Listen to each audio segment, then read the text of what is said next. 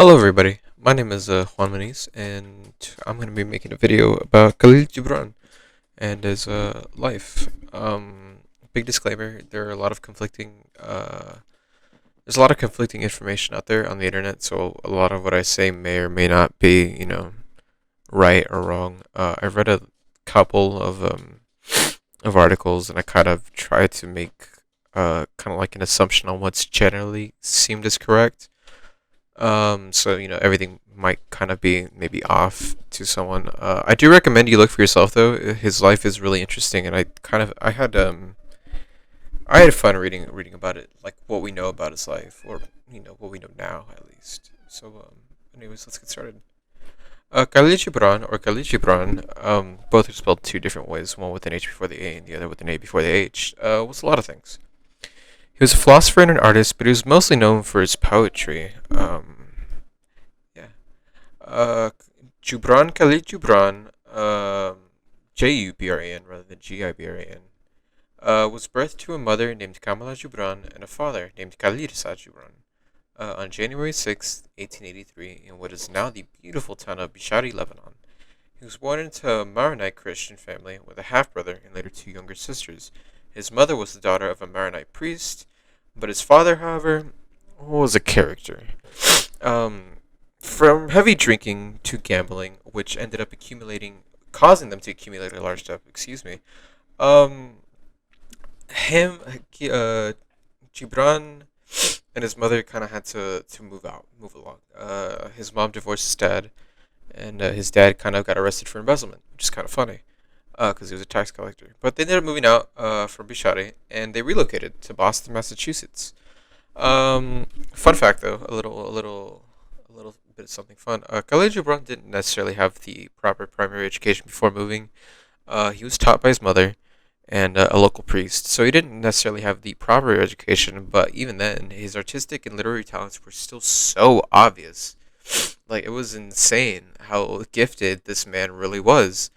And after moving to Boston, they only flourished even more. He got the opportunity to go to formal school. He got proper education, and there he met a man by the name of Fred Hollanday.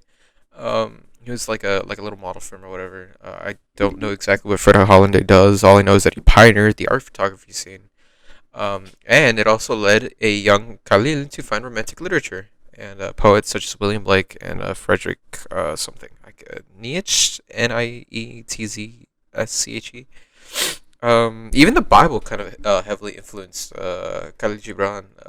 I'm sure we can tell by the way how the prophets are written, because it kind of sounds more like a scripture, if that makes sense. But worried about his new friends, Kamil Gibran sent him back to Lebanon to continue his education, where his poetry kind of really shined. He started his own school poetry magazine, which is pretty good. But he would have a stroke of bad luck. Shortly after returning to Boston in 1902, his sister and half brother would pass due to tuberculosis, and his mother would pass to cancer shortly after. His only living sister would be the main provider for both herself and Gibran, and because she was the only one alive. She did work as a dressmaker, though. Despite the major setbacks, Khalil was still determined to continue his art. He'd started something called a prose poem, which was a weekly column he wrote for the Arabic newspaper. I'm gonna put the name on the screen, hopefully, because I can't pronounce it, and I don't want to butcher it. But he wrote it back in 1904. It was around this time that he met Mary Haskell, a woman who ran an all-girls school that kind of paid for Khalil to study at the Académie Julian in Paris. Fun fact, though, Haskell kind of like no one knew about her influence until like the 1970s because of like their letters or something that got published. I also think she corrected some of his writing for like the English readers. I want to believe that's what I've read. Once again, I'm unsure. Conflicting information. Anyways, let's fast forward. Let's fast forward a bit to when he publishes his first ever novella in 1912. Once again, it was an Arabic novella. It was one out of the 9 that he wrote, and this one was the only sustaining narrative that he wrote, which was a sustaining narrative is an account of a series of events, facts, etc., given in order and with the establishing of connections between them. A narration, a story, an account. So, I want to say that it means like a linear structure, kind of how we we view stories nowadays, where it's like a beginning, middle, end. I could be wrong, obviously. So maybe Sir can correct me on that. But yeah, that was the only ever book he wrote as a sustaining narrative. I have a couple here too that I might show on screen. That I will show on screen. They're all written in Arabic. My cat's running in the background. I'm sorry. And once again, they're very hard Arabic words that I can't pronounce. So I'm just gonna put them on screen, and hopefully that'll do. But going back to his major English works, he wrote something called The Madman in 1918 and The Forerunner in 1920. A little bit after The Forerunner, though, he would write The Prophets. Woo! And after that, he wrote Earth Gods and a complete manuscript of The Wanderer, which were all published by Alfred A. Knopf. And a little fun fact about The Prophet, it was met with mixed reviews by critics when it first published, which is absolutely insane because I'm sure, like, a lot of English people, well, I mean, I guess it's the power of hindsight, right? But, it's insane how, like, critics, when it was first published, and it was mixed, that's weird. The people, however, they loved it. They ate it up. It sold out quickly. Um, Especially in the 60s, too. It was really popular in the 60s. I'm sure we all know why. It's the 60s. This was like going to the 70s, and everyone was kind of like about that. It's not the Bibles, but despite the fact that it has kind of like religious implications in the book, it's not necessarily like about religion. It's more or less about how to live. And I'm sure a lot of people, especially in the 60s, were like, wow, that's cool. That's cool. Um, but after that, all things must come to an end eventually, and Khalil Gibran would pass on April 10th, 1931, due to cirrhosis of the liver, which is caused because of, alcoholism. He was an alcoholic, unfortunately. He did finish the Earth Gods before he died, and he finished the manuscript of The Wanderer. You know what I said before.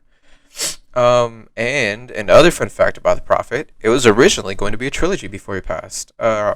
He had finished writing the Garden of the Prophet. I'm assuming it was under like a editing before he died. And the third book, which I think was called Death of the Prophet, was only found to have written. He was only found to have written one sentence for that book, and it goes, and I quote: "And he shall return to the city of Orphalese, and they shall stone him in the marketplace, even unto death, and he shall carry every stone a blessed name."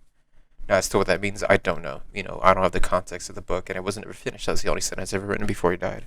But it sounds really personal, if that makes sense. Like, I feel like he was probably going through some stuff, which kind of, affected, was affected by his alcoholism, his drinking habit. But after he died, there was a lot of drama that happened with like manuscripts and stuff like that, largely because of mishandling, jealousy, and a lot of misinformation that went out there.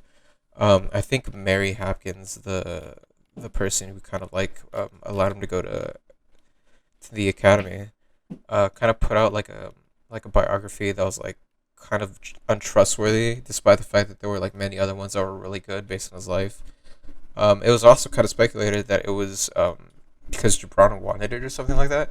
I don't think he wanted it, but I think he was also like a part of that. Why? I have no idea. That's kind of funny though. If he personally wanted her to write it really badly, I think that's hilarious. Am I gonna really go into detail about it? No, obviously it's already over. It's already done and over with. No one really needs to worry about that. I want this to be kind of like the good legacy of Khalil Gibran, because he's changed the world pretty much. He may have not been appreciated back then, but nowadays he's considered like top tier. He's a genius pretty much. He's up there with Shakespeare and all that. And while I may never kind of fully understand his works, I'm kind of glad that Sir had us read the book though. I enjoyed it. I enjoyed it. I think it expanded both my knowledge on reading, and it kind of expanded my view on a lot of things. I'm also glad I kind of heard you guys' opinions on it too. I think it ended up like kind of shaping how I viewed the book, and I was like, oh wow, that kind of makes sense. That's incredible. So yeah, once again, this wasn't necessarily supposed to be the prim and proper biography, but this is all I could really write within 10 minutes because it's about to end right now. So it's about it. Yeah. Thank you guys for listening, and I'll see you later. Bye bye.